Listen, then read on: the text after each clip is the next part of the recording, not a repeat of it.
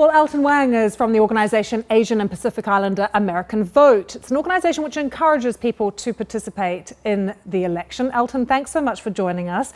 I just wanted to reflect on what that woman just said, that she feels it's politically risky within the community to be politically active. Do many other Asian Americans feel the same way?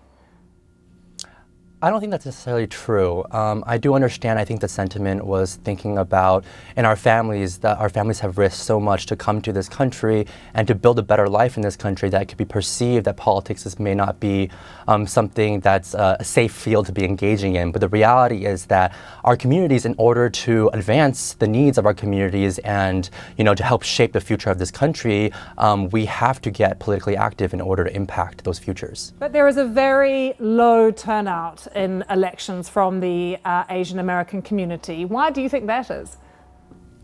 There's a variety of factors, and I think one major factor is actually, in the recent years, especially the rollback of voting rights and also the lack of language access.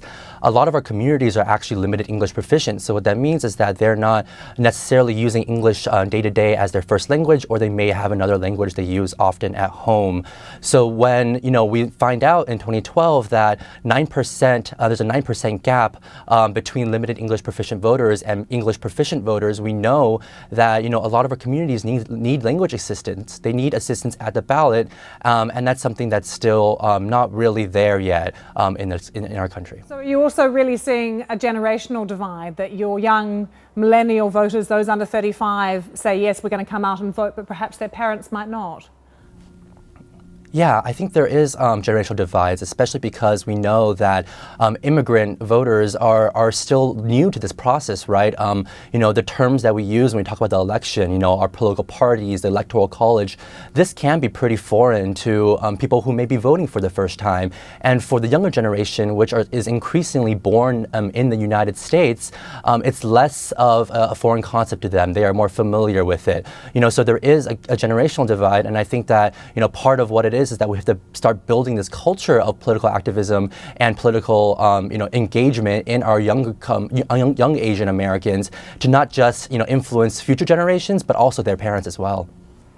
Alton, very briefly, this has been an election dominated by personalities. Is there a general consensus among the Asian American community about what they think of Hillary Clinton and Donald Trump?